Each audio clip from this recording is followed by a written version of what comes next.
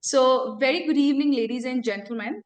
Hi, everyone. My name is Apurva Mishra, and I'm here on behalf of Extramarks Education and your facilitator for today's session. It's my pleasure and honor to welcome you all to our webinar series.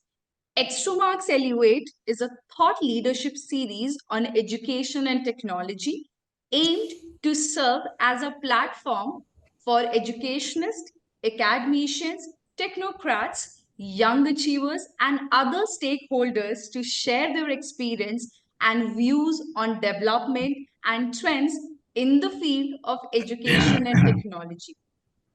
Being a leading edtech brand, we at Extramarks are very proud of a journey of the last 15 years and thankful to our 15,000 plus global school, without whom our journey would not have been this fulfilling at all. Extramarks has revolutionized the way education is perceived and delivered by custom creating learning solutions for all the 21st century learners through state of the art technology and empowering teachers with efficient pedagogical methodologies. For today's Elevate, we will be talking about building career pathways, designing curriculum, bridging high school and higher education. Now, we have the privilege of being joined by a panel of distinguished experts, each with their own perspective, each with their own ideas. So on the first list that I have, we have Minal Desai ma'am, aka the MasterNi. Ma'am, I believe I have introduced correctly. Yes. Great. Thank you very much, ma'am. So we have Minal Desai ma'am, director, Gems Genesis School, Ahmedabad. Minal Desai ma'am is like the superhero of education reform. Only instead of a cape, she's armed with global insights and a dash of design genius. Drawing on her diverse experiences from studying economics in the UK, co-founding a designing startup, and establishing Gems Genesis International School, Meena ma'am is passionately about the champions embedding courage and care in the schooling system. Off the clock, you might spot her listening intently to a podcast, philosophizing over a chai, or playfully debating the real purpose of algebra. We welcome you, ma'am, to our Elevate series. Thank you. Thank you so much, Apurva. Now, we have Mr. Aakash Khandelwal, sir, social entrepreneur and pro vice chairman, Delhi Public School, Amritsar, Punjab. With a background in economics and educational administration, Aakash sir has specializes in educational innovation, recognized as a game changer in NEP 2020 implementation and a recipient of the Guru Drona Award. He actively contributes to teacher development and leadership in education. We welcome you, sir. Thank you, Apurva. Thank you. Thanks for kind words. Then we have Meena Mehta ma'am, Principal, Kola Saraswathi Vaishanav Senior Secondary School, Chennai.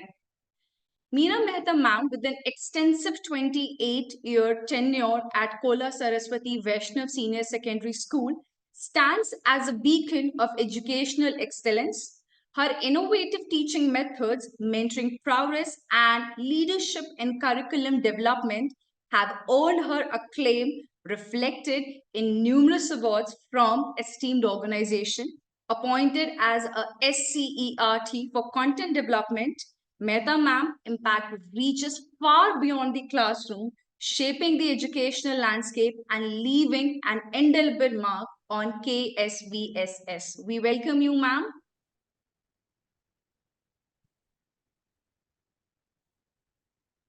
Meena ma'am. Thank you, ma'am. Thank you. Welcome to Extramarks Elevate, ma'am. Thank you, ma'am. Then we have Ethel Joyce, ma'am, Vice Principal, Maharishi Vidya Mandir, Pondicherry. With a rich academic journey spanning over 2 decades, she has spearheaded numerous initiatives, including international projects and pioneering programs like Read a Minute and Connecting Classes. Her commitment to fostering 21st century skills and engaging in educational advancements reflects in her leadership as an educational coordinator. Ethel ma'am is just not an accomplished educator, but also a key contributor to the field of educational research and innovative teaching methodologies. Then, last but not the least, we have Director of Extramarks Education, Poonam Singh Jamwal ma'am, who always have believed in inclusive, intuitive, and holistic tech-enabled learning solutions. We have been happy and privileged to have her with Extramarks since 2007. We welcome you, ma'am, to Extramarks Elevate. Happy to be here and looking forward to the discussion. Thank you, ma'am. So, as very rightly said by Eleanor Roosevelt, the future belongs to those who believe in the beauty of their dreams.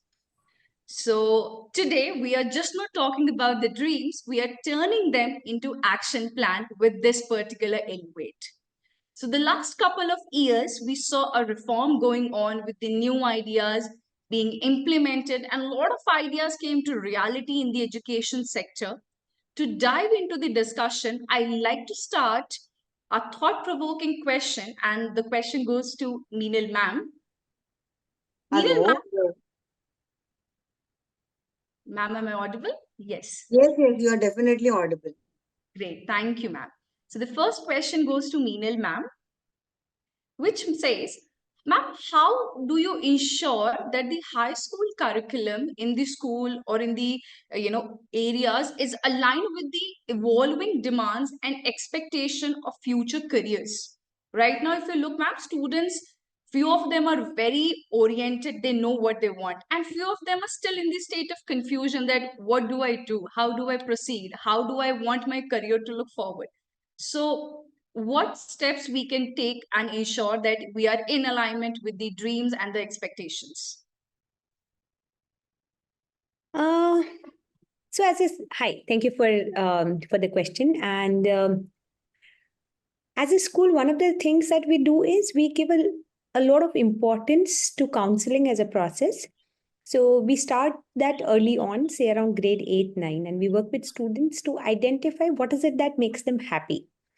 Rather, what is it that they can keep doing without being supervised? At times you ask children, what do you want to do? They will not be able to tell. But if you put them to different tasks and then you see and then you tell the students to kind of analyze and reflect that what is it that you could keep doing without an adult stepping in for you or without somebody scrutinizing your day and all that, that tells you a lot more about what the child would be interested in. And then from there, we kind of build a lot of things to say that, oh, if you're interested in this, then you could be pursuing this, you could be pursuing that and all that. But that said, there are still a handful of students who are not sure of what is it that they would want to pursue and all that.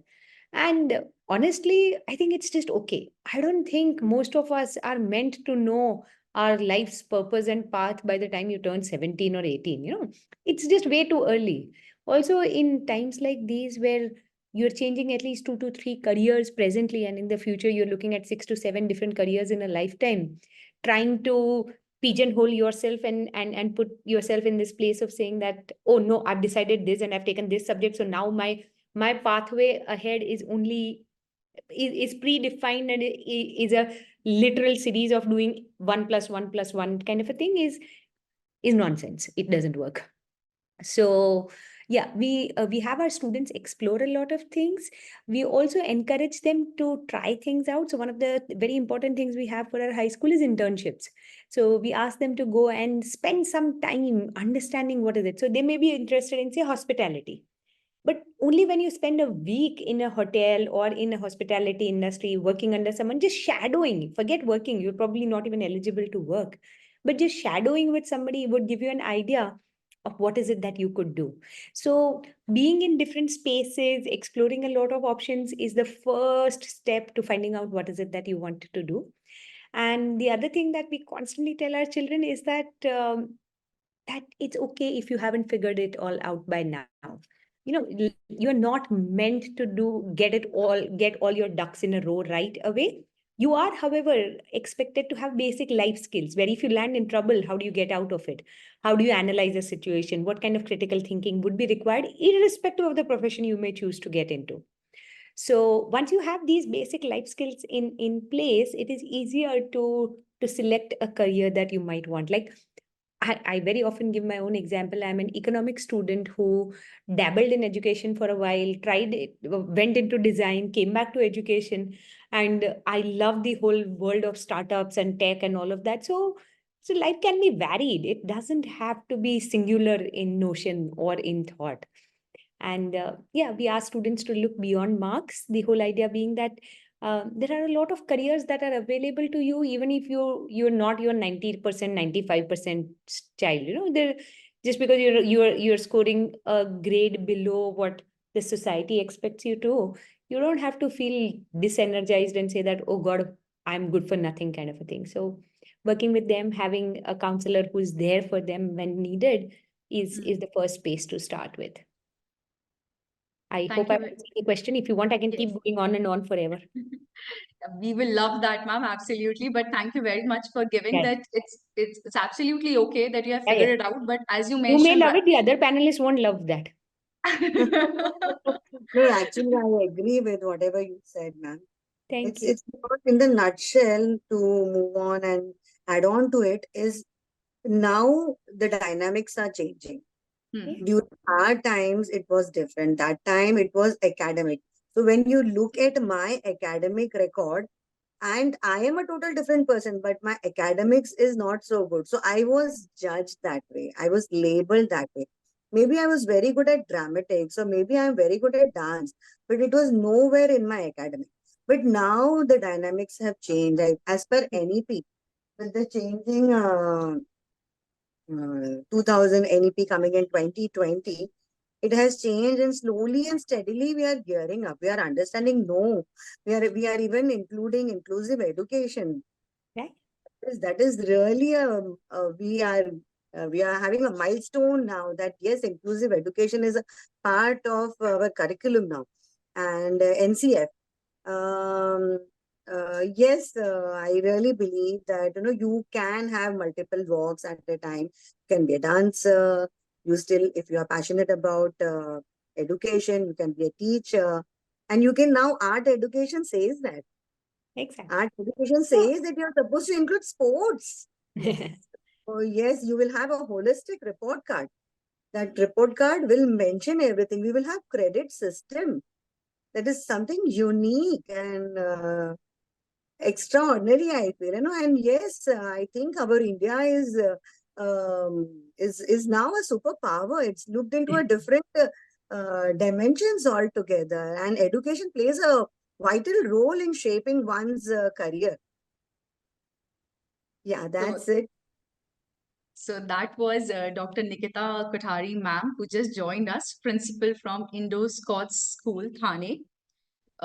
So as ma'am very rightly highlighted the point over there that it's okay even if you change the domain. But one of the major things where I believe there is a lot of gap happens when the students are learning is whatever they're learning in school, how do they integrate into the real day-to-day basis of whatever is being taught? Because as ma'am was mentioning, what I'm being taught and what experiences I'm getting outside, these are two different assets. I go and see it.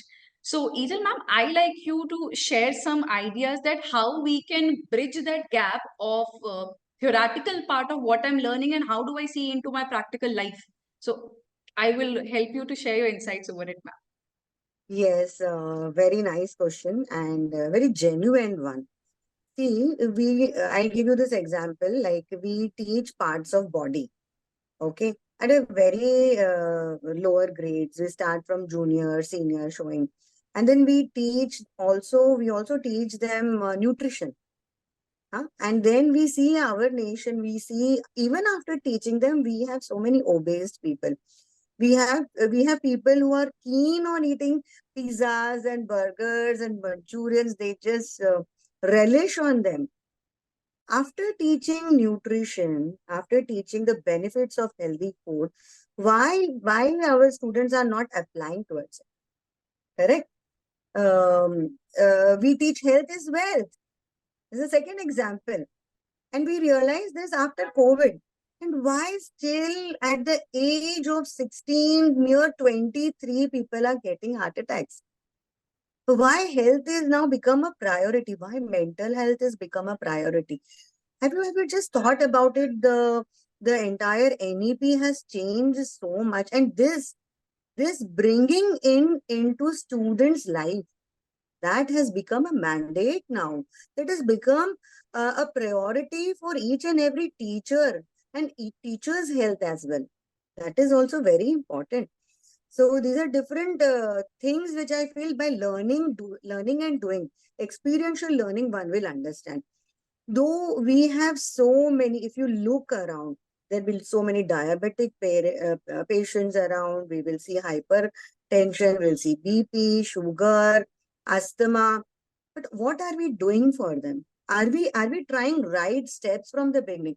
See, we teach many things. We teach history, but we do not teach the actual history. We should. Today is Swami Vivekananda's birthday, National Youth Day. What is the importance? Just not by taking an assembly, but going deep into it, venting deep into it. So education is just not textbooks, related to textbooks. It is beyond it. It should be applied in everyone's life. So why are we eating food? Okay, from where are we getting it? It's from the soil. Why farming also should be taken up. It is taken up after this NEP coming up. So after this, I feel I come to second part of it is that there are different students in class, multiple intelligence. Some child might understand in another way. Some child might understand by rote learning. Some child might understand by seeing. Some child might understand by jumping around. So we need to cater to that as well. And now that has been talked about, that has been understood. And those also are now taken into consideration. So teaching, learning, and then moving ahead with education stepwise. That is very, very important, Apurva. Don't you think basically all the elements that we are talking about have been in a school since the school started? It is just the goalposts were very different. What NEP is making us do is change the goalpost. First, the goalpost in our generation was academic excellence. Everything else was extracurricular, because we also knew that in industry only those particular jobs were available which were very straight-jacketed jobs. Now there is a huge convergence even in the industry.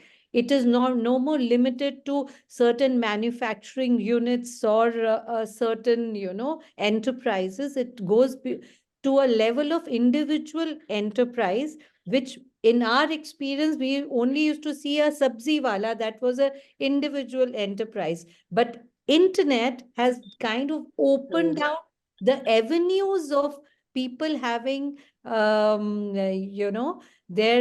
life set out, their careers set out, basis their individual enterprises there with their unique abilities. Those abilities are not even defined in the schools, right? So I think the biggest point that has happened here with NEP and the technology is that we as educators now have to change the goalpost, our expectation within the school of the child that we are nurturing. Same books, but the curriculum that is being set by head of the institutions have to align to the suggestions by NEP. What NEP is saying, it's okay to bring dance into the classroom if you can explain that concept nicely. But interpreting NEP is also a big test. You interpret it literally or you interpret it in the spirit of what they're saying.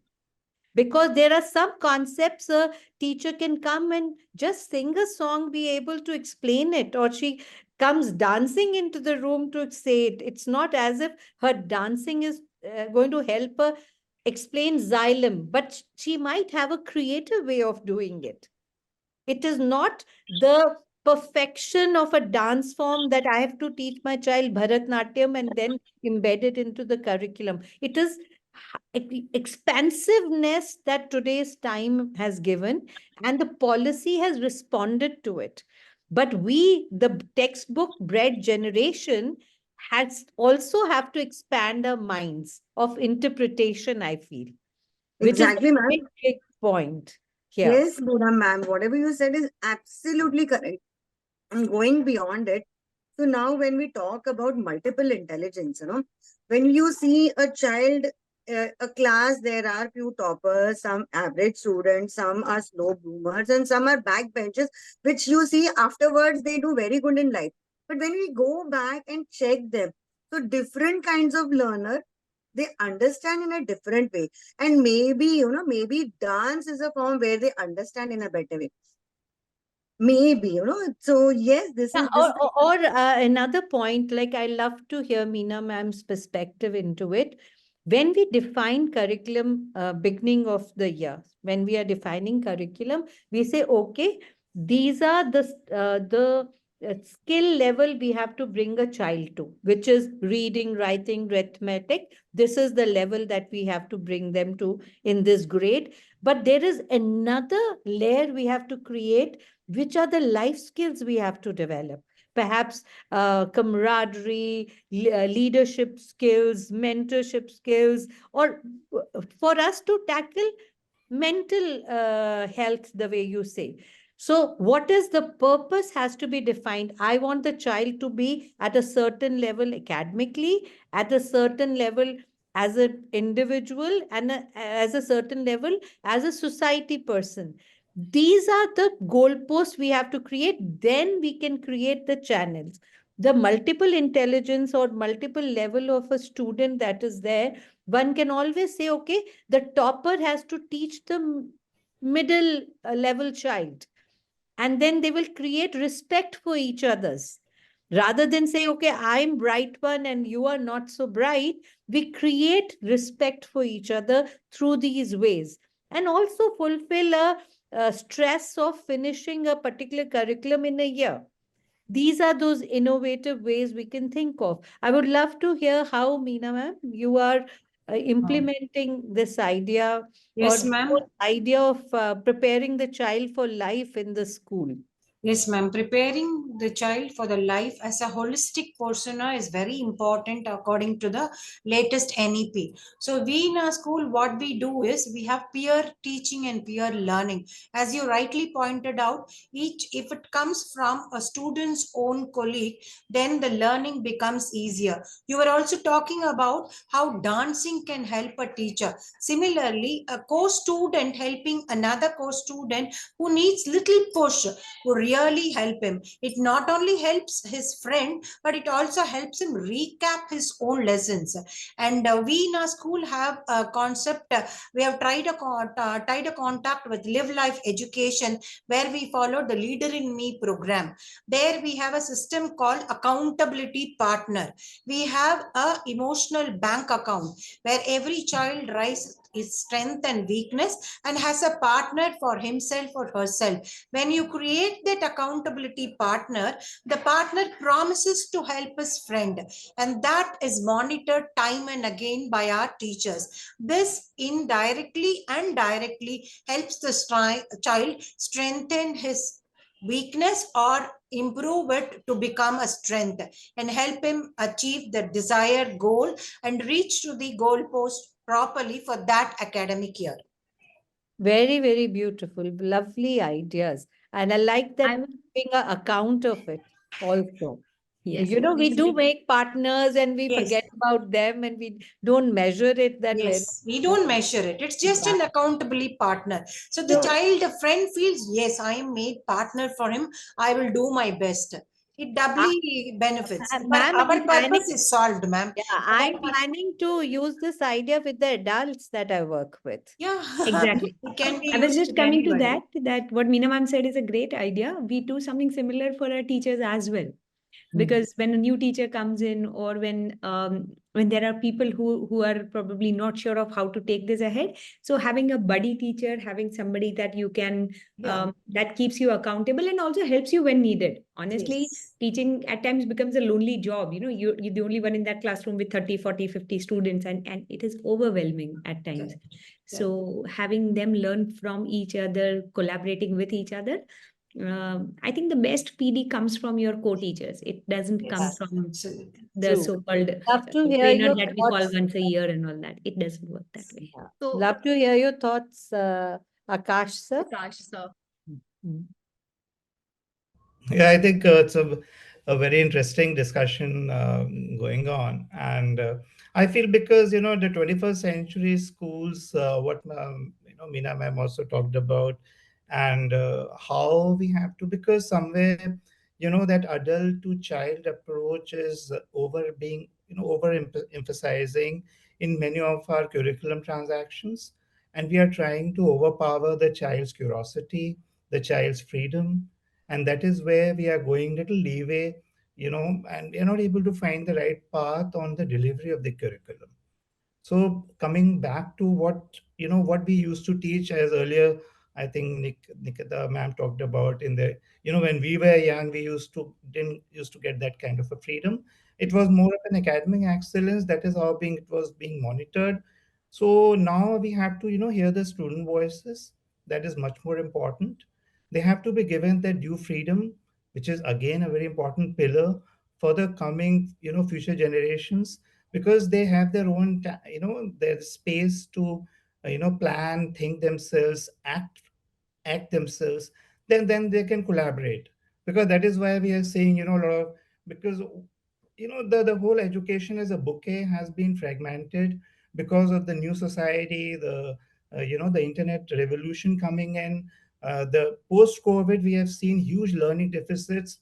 After all, whatever, because there are so many schools sitting out here, and many schools which I have also transacted with, they have been saying that, okay, we have lost on science learning, we have lost on maths learning.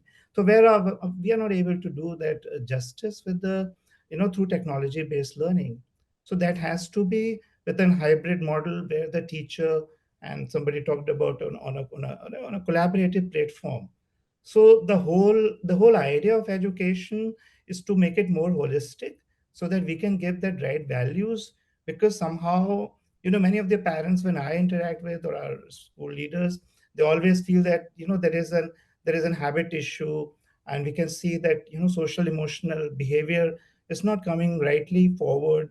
We can see the habits being, deformed in many of the stages. And in spite of, we are talking about so much in the closed boundary walls of the school. Somewhere our school culture has to be redefined now. It's a high time, and post covid it's become more important, because students do expect, they have seen the sense of technology, because they are young minds, they are innocent minds, they still don't understand that where are they are heading to. So we have to create a more responsible, more empathy based generation in the coming future. We as an educator has now a bigger and a you know a, More responsible role. we have to reimagine education. Yeah. Sir, my biggest thing that we keep when we talk about 21st century skills and all, we think it is to know technology. But the real skill here, I would say, as a learner, somewhere as adults, we have to let go and we have to inculcate a culture of self learning. He has to come into any child should self learn his own way, come into the classroom for engaging with the adult there for wisdom and interaction and alignment, not just the delivery of what is available to him anyway in technology.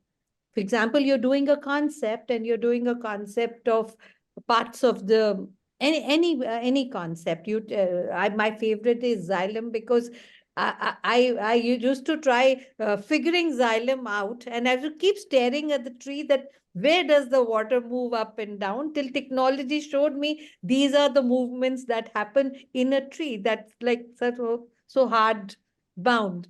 But imagine a child has a concept, he self learns it, and rather than teacher delivering that in that 40 minutes, he comes into the class and 40 of his co-learners come in the class, ask 5 to 10 questions, which may be the learning gap of everybody.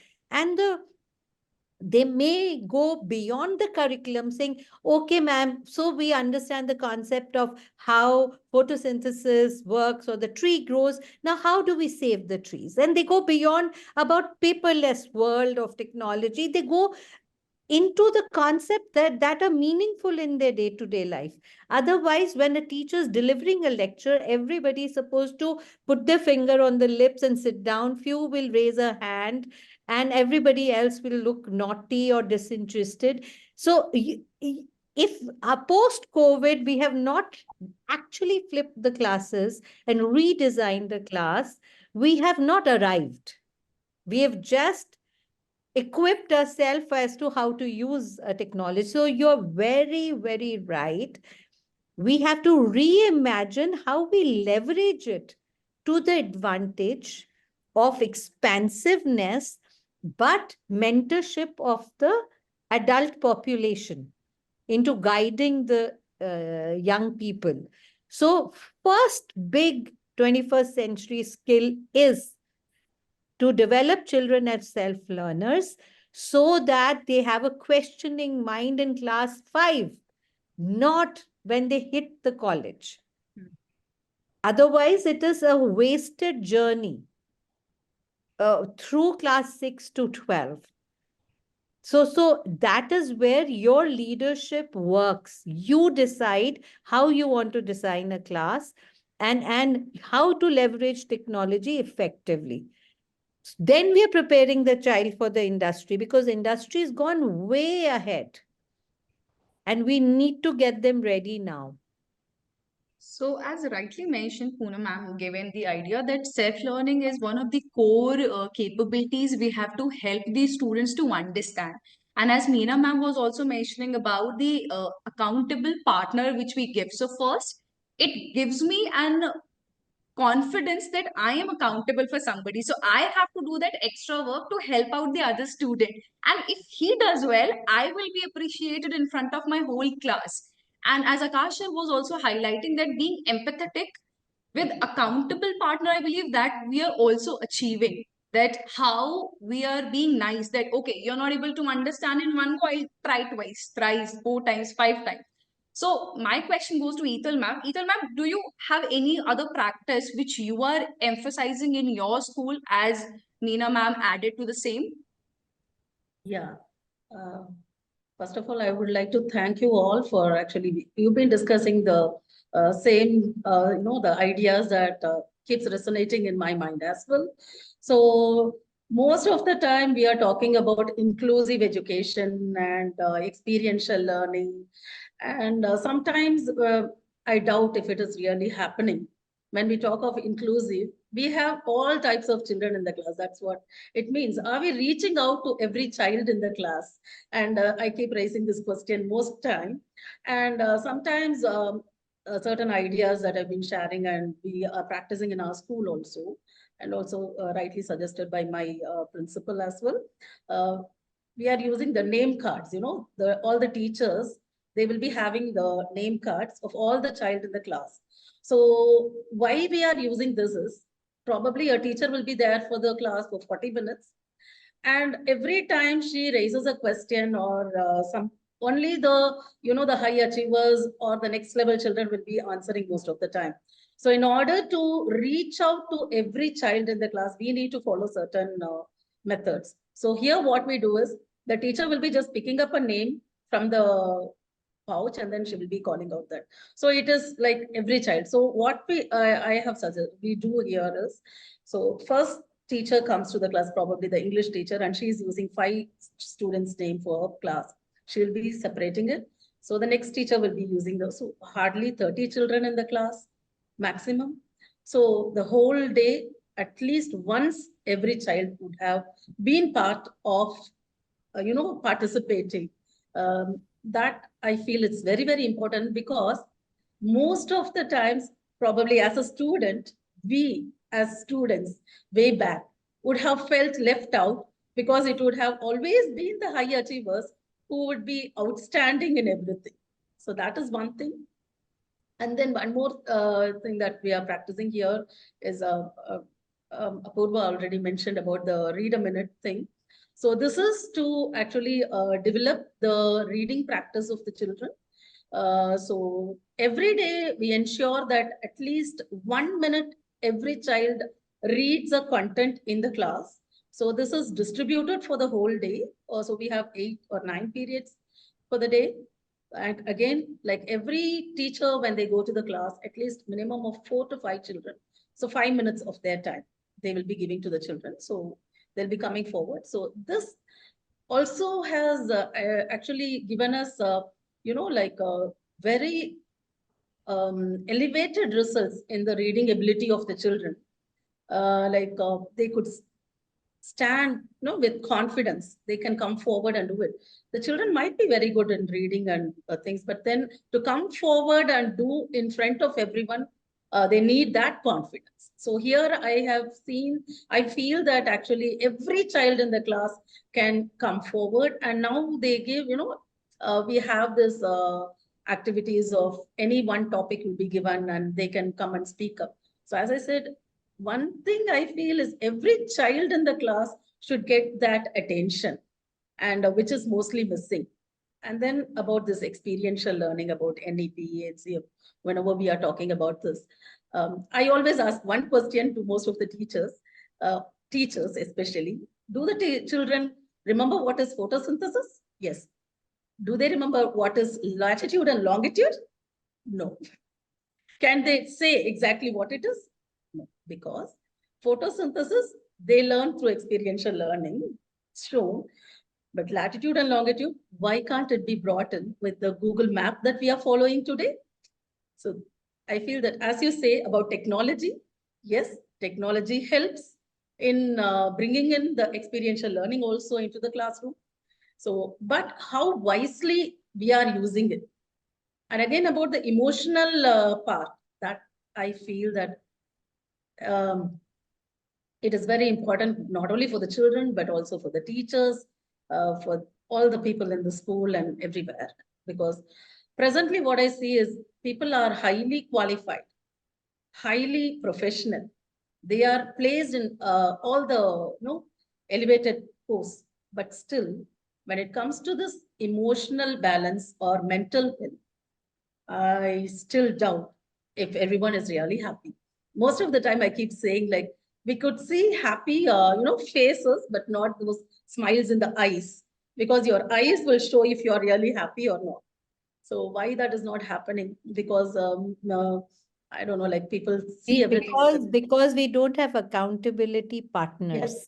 Yes, absolutely, absolutely, absolutely. There should always, everybody should always have somebody you feel is taking care of you somehow. Yes, And then yes. therefore, I feel schools are such wonderful incubators to prepare the child for life, but we do mollycoddle them a lot.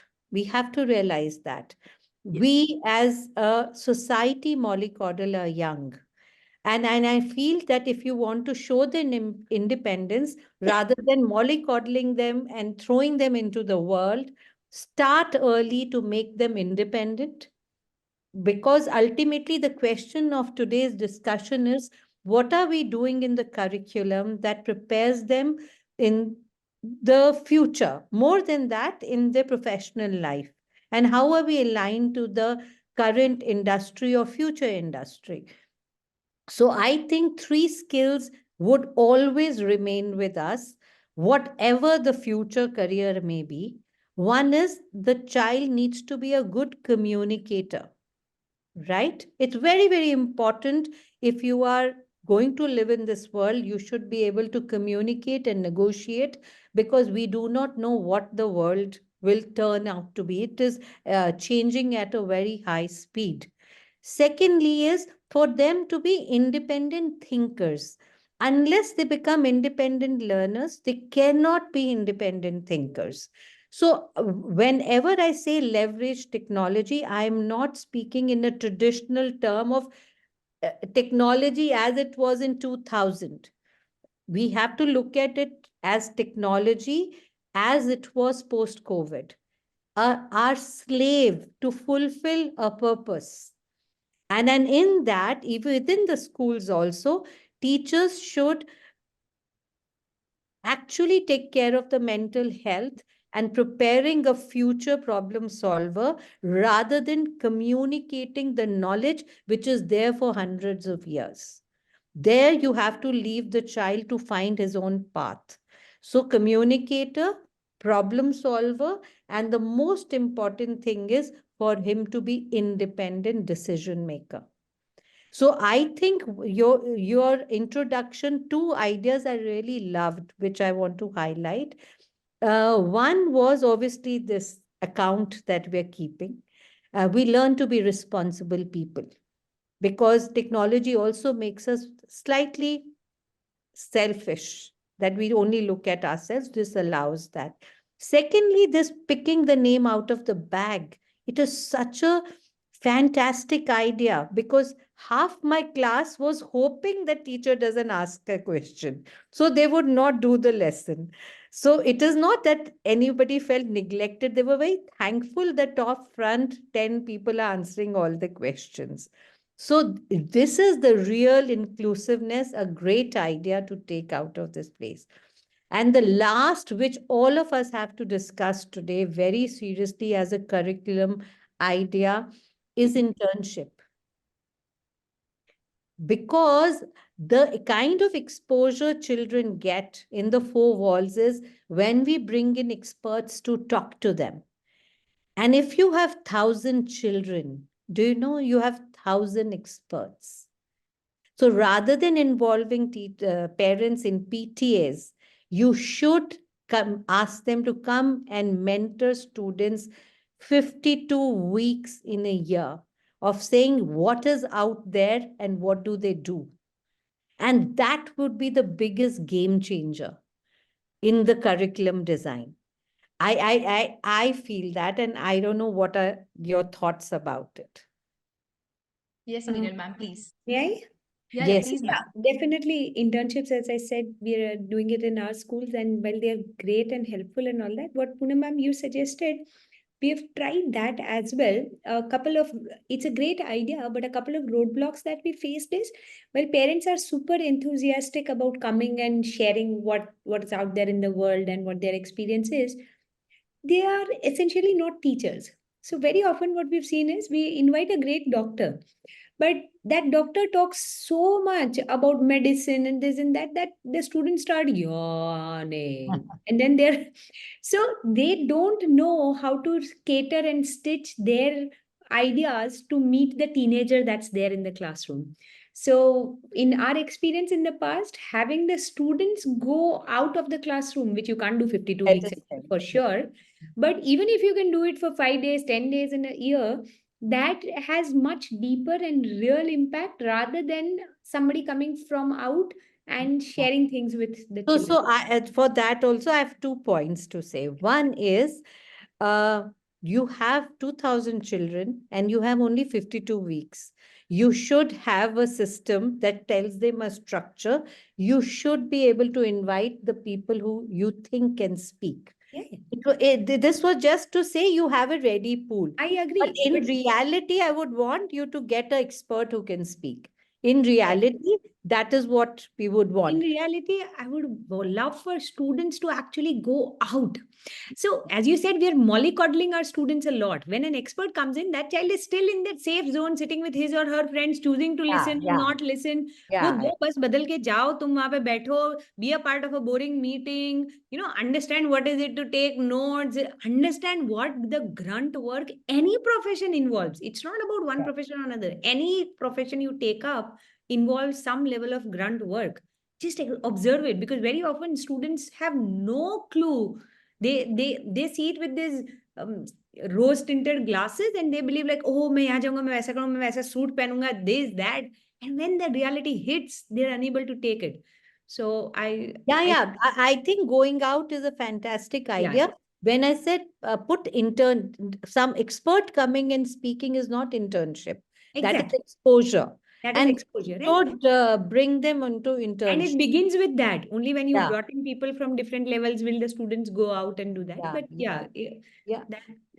that's been our experience thus far. Yeah. But the internship, how do you embed, Akash? How do you embed the internship in the curriculum while fulfilling your purpose of the academic year and whatever is expected to do? How can you formalize that in a curriculum?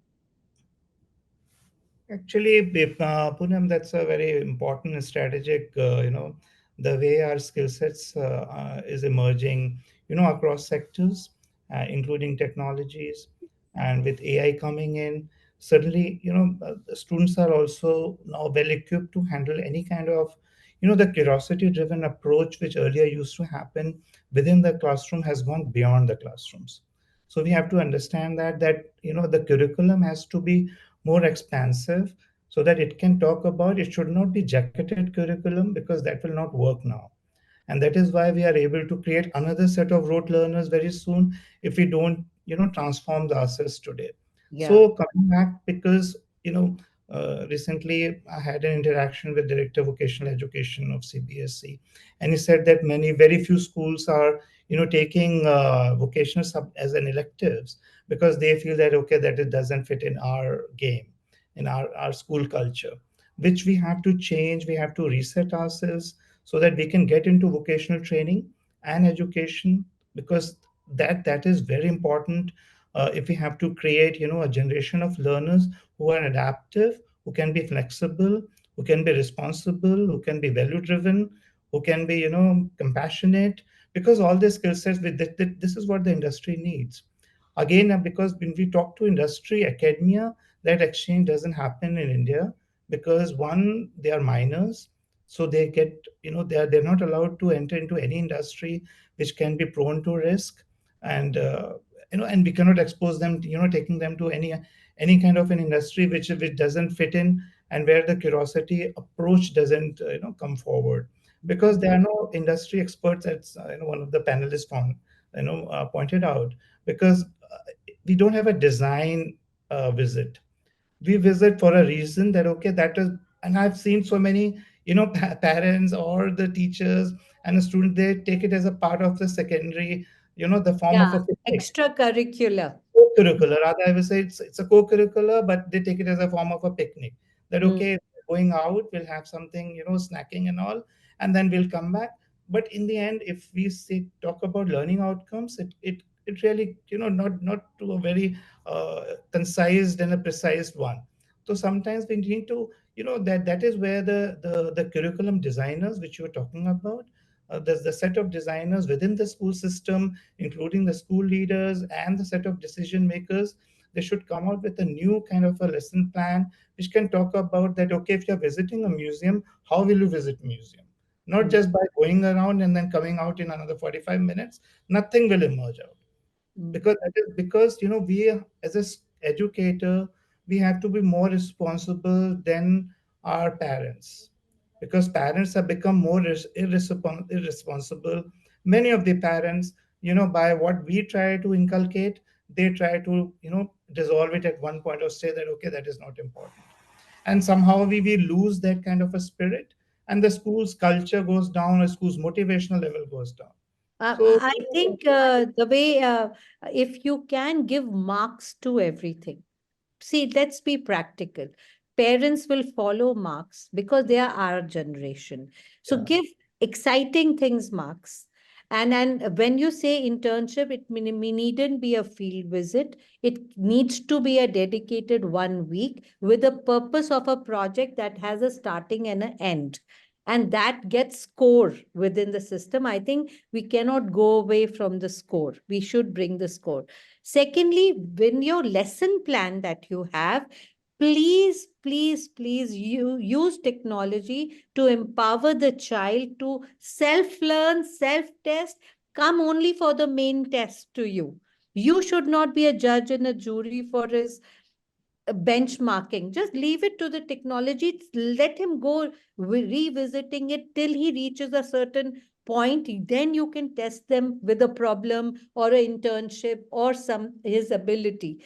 So I think it is possible without deviating from our final exams. In fact, you'll have richer answers when you start checking those papers. Would be more interesting papers to check if we have this kind of curriculum, and we can do within time. I really feel what is taking 90% of our time today, technology will allow that to finish in 25% of time, and you will have 75 to do as you want to do in curriculum design. I genuinely feel that. So, as Poonam I mentioned, it really hit me across because from the school days where it was just the board, then it switched to whiteboard. Now we are talking about the digital, that how can I leverage the maximum usage of it, right? Now, adding up to the same, in curriculum design, when we are talking about that the student should be adaptive, compassionate, the vocational should not be treated as, but should be a part of the Correct. learning. So, how as a school I can leverage the technology to not just emphasize towards the teaching, but also to highlight the digital literacy and supporting the students with the necessary skills which is required in modern times, what we are talking as 21st century. So, Meena ma'am, I like your insights on it. Yes, ma'am. As using to technology, we in our school incorporate one system where we have the prayer session conducted by each class for the whole week from Tuesday to Saturday. So every morning from 8:30 to 9:40, one section of standards, a sixth standard, is dedicated with the anchoring, the chorus, the news, everything. And we have the big screen there, the auditorium, the stage is there. They use their technology. They present PPT, news reading, all the factors that need for the holistic development of a child, as Poonam ma'am talked about, by communication, then the news reading, the PPT presentation, a small skit, and a mime show, anything that adds value to their teaching and learning. They are not only learning for themselves, they are teaching to their colleagues for the rest of the classes that are the audience. So by this way, again, we are creating an accountability partner. They are learning more beyond academics. They are learning life skills. They are learning soft skills. This is how we use the technology. And they prepare, they sit together, synergize. The whole class sits together and decides on what PPT they need to present, who will be reading the news, who will read the drama snippet, who will do this, who will do that. So all brains are together and work together, and technology is used to the maximum. This is a routine feature in our school, ma'am. Right. Yeah, please, Ethel ma'am. Yeah, we too have something like this project. I think the CBSE also insists upon the year-long project, for grade 9, 10 and above. So one whole year, a particular project, for example, disaster management. I think most of the schools will be following that. So here you can see that life skills have to be brought in, and then technology has to be involved. So it usually goes as a group project where the children divide among themselves, and sharing of information happens, collecting of information mostly from digital levels, and then preparation of PPTs, and the follow-up happens frequently from the teachers' end also. Yeah, because what happens is sometimes when we just give a project and you give a deadline, children tend to do it in the last few days. They, as said, informations are easily available everywhere, and then they can quickly do it. So in order to see that doesn't happen, but then it is happening all through the year, we just keep insisting, and also the teachers have a follow-up, and they maintain certain documents regarding that. And we ask the children to present what they have done for those few weeks or few months together. So sometimes I think that is quite helpful. Yeah. Actually, ma'am, this helps the teacher identify young talent, innate talent. It helps us in the long run. This is also experiential learning. We, as a big school, might not spot out the talent of the child. Only when we are exposed to them on stage every week, every section, and the class doesn't have the same number of students, then we are able to tap. And even as Ethel ma'am talked about picking out the names from the bag and calling the students to answer questions, we have a different style of roll numbers. Sometimes, ma'am, without having any, say, prejudice or anything, we might repeat the name every time. I might like Priyanka, I will call Priyanka today also. By default, by tomorrow also, I might have another Priyanka. Priyanka will be called from, taken from that bag. When it is a number, no, a class of 40, today is 20 is called, the 20 is erased from the name list, then again I call 24, 25. So that we follow that. And children are happy about, they'll be waiting for their number to be called. Be it a small one-word answer, be it a big theorem that they need to write on the board, help it to their children, to their class to understand. So we follow this. It really works good, ma'am. It really works good. The teacher's jobs becomes easy. She's taught. We are only facilitating them. We are just helping them move like an elevator, and our goal is achieved. I think, thank you, Meena. I think Akash wants to add something to it. No, I think the best practices, depending upon region to region across India, like what I could recollect, recently last year, rather, our a set of the school leaders and headmistresses, they all requested, and then we had installed a music facility, and that can be played in the morning, because every time the assembly doesn't it takes time, because one, because of the weather conditions, children are not able to congregate together for an assembly. So they, when they are inside the classroom, just to make them at peace and to become more meditative and to spiritually connect. So rather, because after that, what I received the feedback from our principals, sir, that there is the engrossing capacity has increased, because that is where the child rests his mind, because today's child are very impulsive minds, and when they enter into they are coming via school transport, and they are coming via private transport, and they are in a hurry. We have our morning schools, so sometimes just to make them settle and be calm, peaceful, and then you can start your day schedule, the timetable opens. So the music, the part of one one panelist was talking about the musical intelligence, and that can play a role in the initial hour of the day when the children are able to settle down. So what my interpretation has been, that if we are taking our children to their grassroots level, talking about their religious ethos, where, because through ethos we can talk about values, we can talk about complete value education. So if we connect them day in day out through whatever means and part of the curriculum, they feel very happy. One. Second, there is a stakeholder engagement from the family, that okay, what school does, we understand. Sometimes we come out with NEP, something which is a very abstract idea. The mother couldn't understand, because the mother has gone to a different school setup. There's no correlation behind. Just being the mother doesn't entitle her to understand the child so deeply when the child is growing up. In the foundational years, we need to connect with each other, with the principles of the family, the culture, the roots, and that, because that is very important. And sometimes, because we are in that in the rapid race of acceleration, that okay, let's complete this, let's complete that, and we have a very generic setup of curriculum delivery. So we miss what Meena ma'am talked about, where the student population is high, you cannot focus your children on one to one. We don't have an individualized education plan that can come out from a company like Extramarks. We don't have. I have been talking about at length, but because the technology doesn't support, we are not able to map the child's innate talent. In the world of technology, we are the technology superpower of this world. Yeah. And we don't know how to map our own child.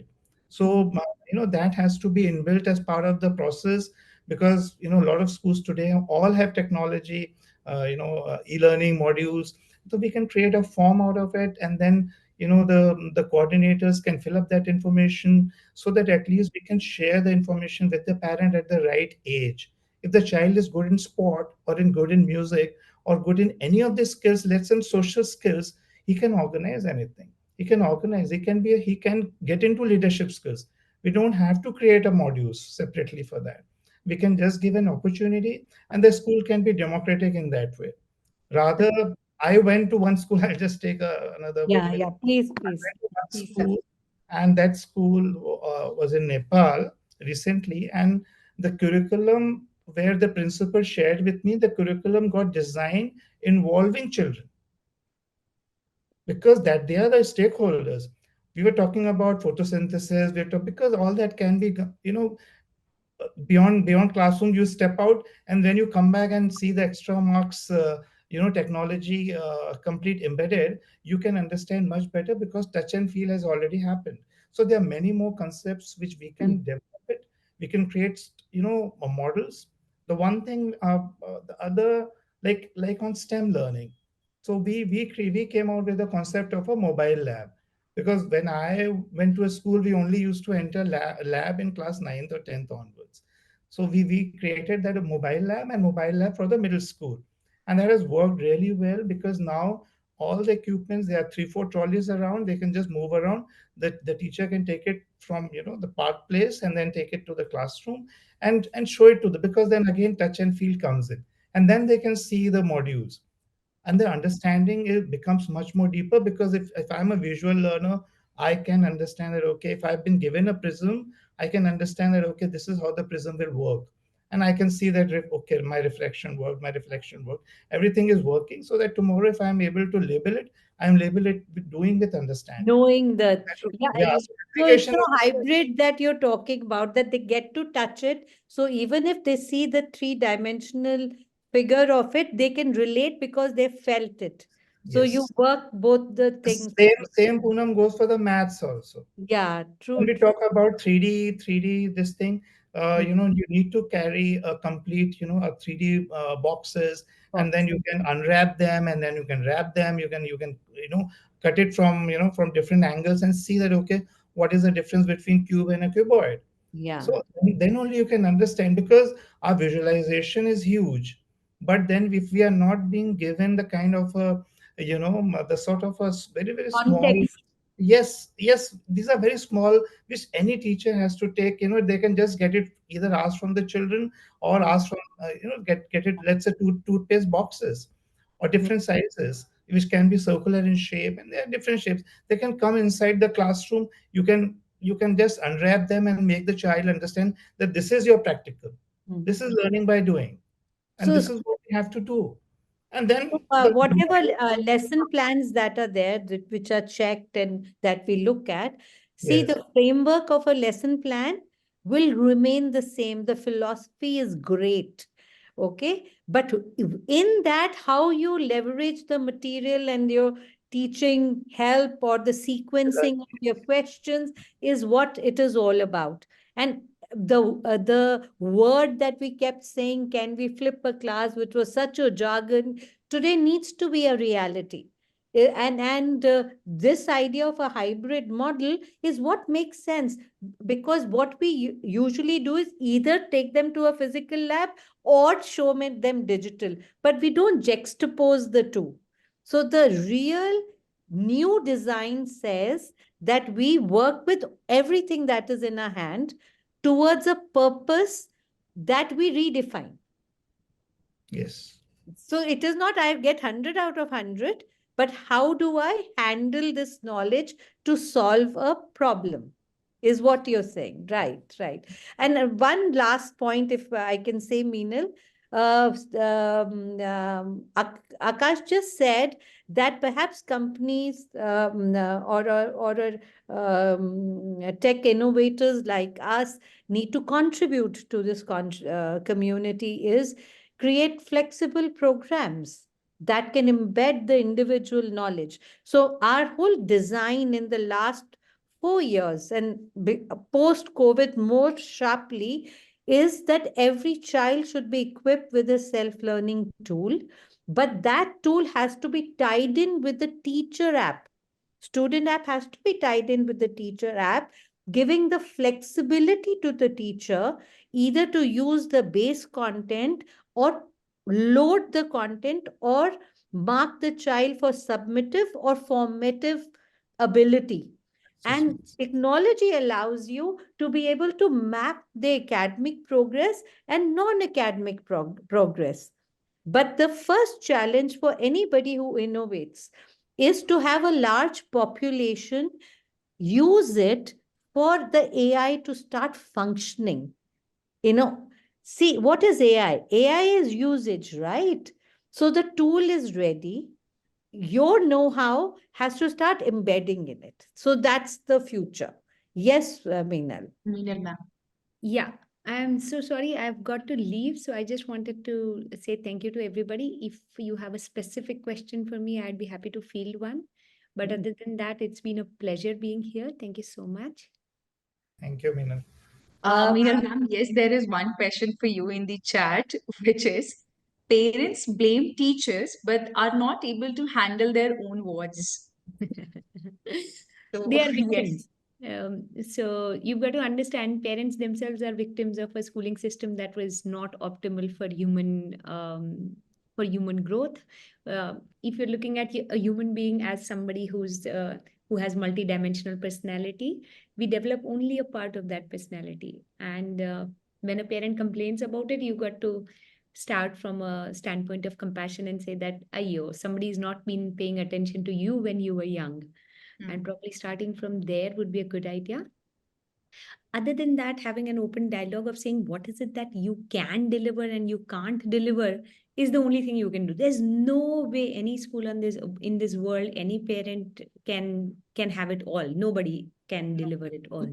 So yeah, we will just have to have a continuous dialogue with the parent and assure them that all is well, that yeah, there are certain things that are not working, so deal with it. We are all work in progress. That we literally put it on our school buses. We are like, we are a proud work in progress school. हमें सब कुछ नहीं आता है, हमारे बच्चों को सब कुछ नहीं आता है. There is no way any damn human being knows it all, so everybody is figuring it out. Until and unless you are happy being that, it doesn't make sense. We've got to tell our parents that you're sending children to a school where they are expected to learn and make mistakes and not be perfect prototypes. Like we spend so much time and energy making adults out of them, and then we wonder what happened to my child. Of course, what happened to your child was that the childhood went away. But yeah, so being with the child is the only way to understand this. And yeah, having a lot more compassion for our parents. I think they are in a fix where they don't know where they are going. On one hand, they have this expectation of the child standing first, second, whatever. Like I was going through the chat, and so many questions are about getting a certificate for this webinar, this seminar. There is not the whole idea is not about saying, okay, what am I learning from here, but so much more about whether I'm going to get a certificate that I can show to my elders, to the society, whatever. So there is so much more posturing than learning and imbibing what I'm supposed to. So as long as we are doing that, our children are learning it. So yeah. So the bottom line of the day is we are all work in progress. Absolutely. Oh, we proudly put it everywhere. We're like, listen, we are learning this. If you want to join this learning bandwagon, welcome. If you think you know it all, then sorry, it doesn't work. Whether you are a parent, we have that as a question on our parent form. So for an admission form, so we put it this way to say that, listen, we are all work in progress. Do you have a work in progress story to share with us? Are you trying to change? Do you have the courage to stand up and say that I didn't know this, or I couldn't figure this out, and I'm learning this, and I goofed up here? That ability to stand in front of others and own it, to say that this is where I messed up. It is liberating more than anything else. All right, and with that, thank you so much. And yeah, if anybody has more questions, my email address and all that is always available. Feel free to reach out to you. And thank you, my dear esteemed panelists. It was an honor to be with you. Yeah, pleasure. Pleasure was ours. Thank you very much, ma'am, for joining with us. Mm. So before we move ahead, there is just one last question which is there in the chat, and I believe it's very important to highlight it right now. So major of the time nowadays, there's a lot of trend about going to dummy schools as well, specifically after 10th, right? It's a huge hit in the schools and the student among the parents only after the attendance. That I just have to go to school, I have to get my attendance. I am anyway preparing of regarding any exam that I have looking forward to. I'm preparing on my own. So how to discourage this? Question goes to Everybody. Ethel, ma'am. Everybody, one by one, they can share their one-liners on this. How do you discourage this? Yes, ma'am. I take the lead here. As for attendance, we have 10% attendance winners in our school whom we award prizes every Independence Day. Okay. So each section, each standard, in first standard A, B, C, 10% attendance child gets a trophy or a medal, whatever that year our prize money is about. So this motivates the rest of them to come to school. Be it the formative year student or the higher secondary student, we inculcate that. And in our school, we do not, entertain half a day at all. You come to school in the morning at 8:30, you are with us till 3:40. No half a day permission allowed, either in the forenoon or the afternoon. This is printed in the school diary, and all the parents, all the students know about it. And this award ceremony happens in public in front of everybody. So one who gets it wants to retain it every year. And there was a child in our school who got it for almost 9 consecutive years. He studied from standard 1 to standard 10 in our school, and all the 9 years he got it. So that was a remarkable achievement. That has left an impact on his colleagues, on his friends, and people are there who want to emulate him. This is one concept we follow. Great, ma'am. Thank you very much. I still remember there was one advertisement. Agree with me if you have seen. So there was the advertisement of, I believe, Lifebuoy or Dettol, where they used to give an award ceremony every year, where two students are sitting. One student saying, "How much did you receive?" He's like 60%, and the other student walks up on the stage with 100% appreciation with a trophy in his hand. So that's how it goes through. Next, we have Ethel ma'am on the same, that how do we discourage students opting out of the regular schools and going to dummy schools for attendance, ma'am? One thing is the schools have to ensure that, we were talking about experiential learning, right? And do they really feel fulfilled when they attend the classes? Sometimes that is also a reason why they opt to go for, the dummy classes. And we are trying to introduce so many things in the school, various aspects. One is technology, and then for mental peace, we are also using this transcendental meditation methods, both in the mornings and in the evenings, and technological, like which they are able to feel and they are able to do in the school, and other activities like the ECA activities, where they have to be definitely present if they want to take up a particular, co-curricular activity, and in which they can become an expertise by the end of their academic tenures, until they continue their school years. So we have activities, various activities like dance, robotics, AIs, various interesting facts. And so we don't actually find children who are opting to move out for dummy things. I think that we have to try to constantly keep them interested in the Yeah, but don't you think it is basically targeted towards their future careers and preparing for IIT, JEE, NEET, and there they feel Yes. that perhaps they are not getting a certain support, that they have to seek out for that support to be prepared for that. And if we create that kind of available resources within the school, then perhaps the need to go and seek that out will not be there. That's what absolutely I'm trying to tell here. So we Yeah, have to yeah. keep on implementing things. So we are Yeah, having programs for NEET, the yeah, latest things like AI, robotics, yeah, for Wordsworth apps are being extra marks we are using in the yeah, classes and for the students. And yeah. so when we try to keep on bringing in the, Engaging the student yes, deeply into their subjects. yes. Yeah. And And when also they, that guidance to be able to, be ready for college and ahead is yes. something that I think we as in educational institutions at a foundational level, we are responsible for preparing them for the years ahead.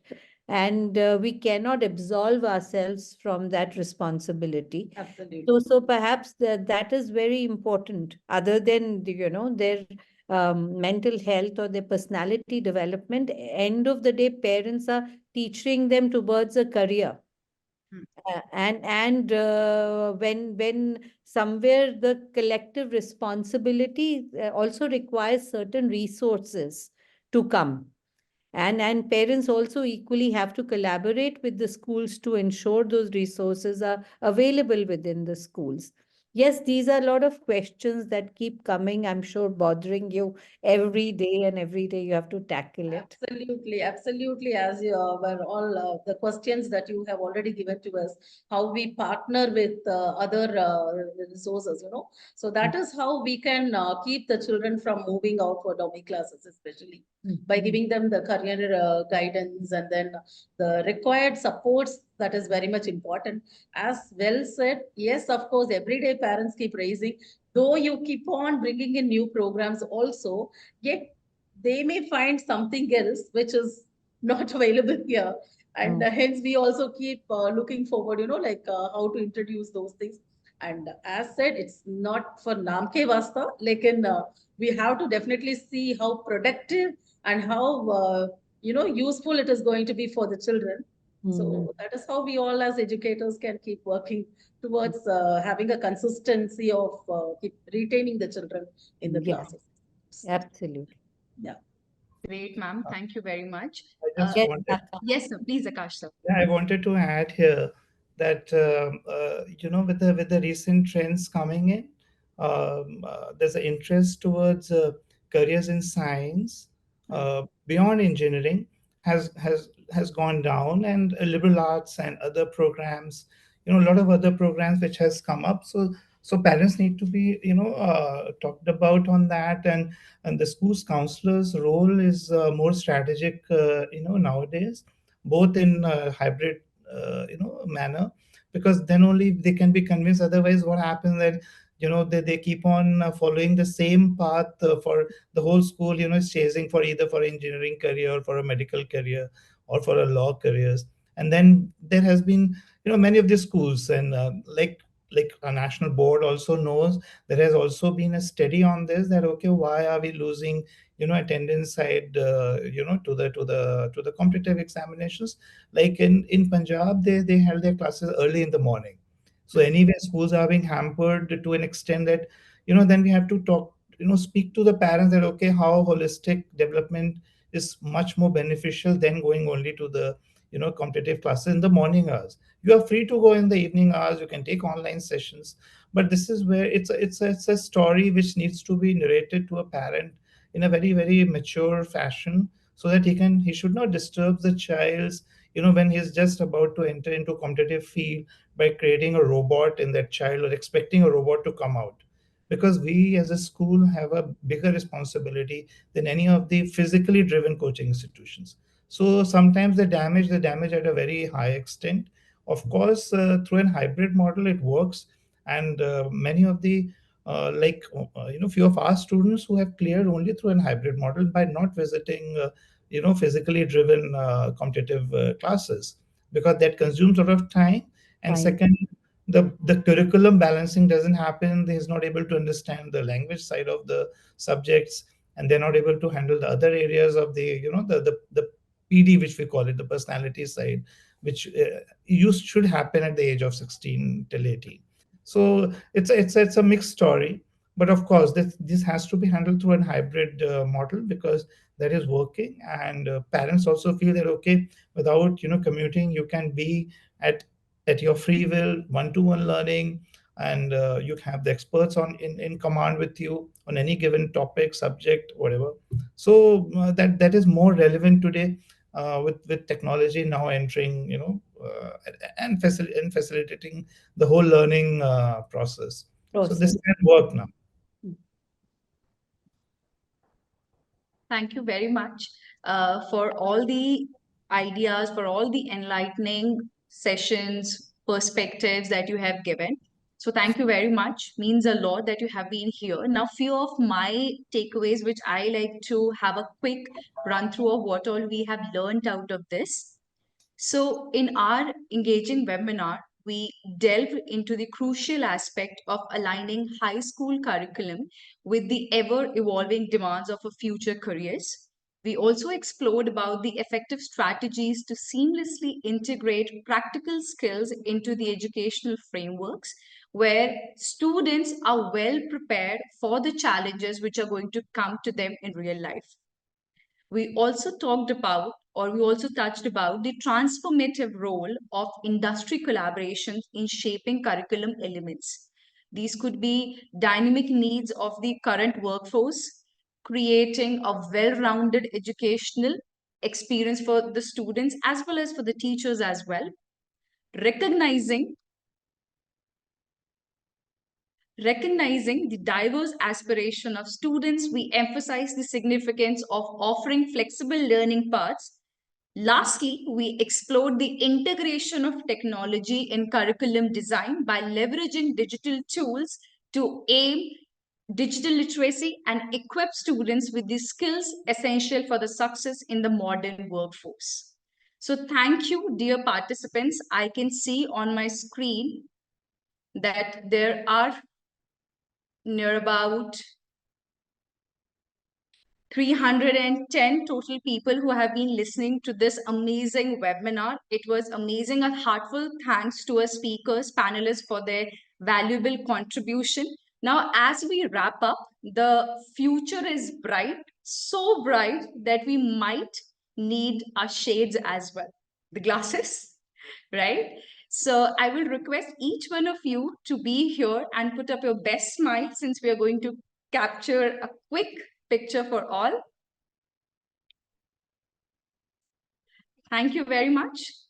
Now, just a quick announcement, since we as Extramarks are running Extramarks Smart Scholar exam, so don't forget to register your school for India's biggest STEM competition for all the classes from 7th standard to 11th standard.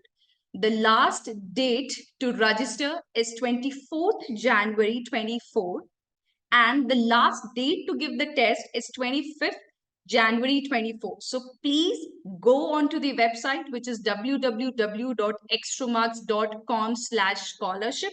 Visit now, register in the particular detail. Link is also shared in the chat box for everyone.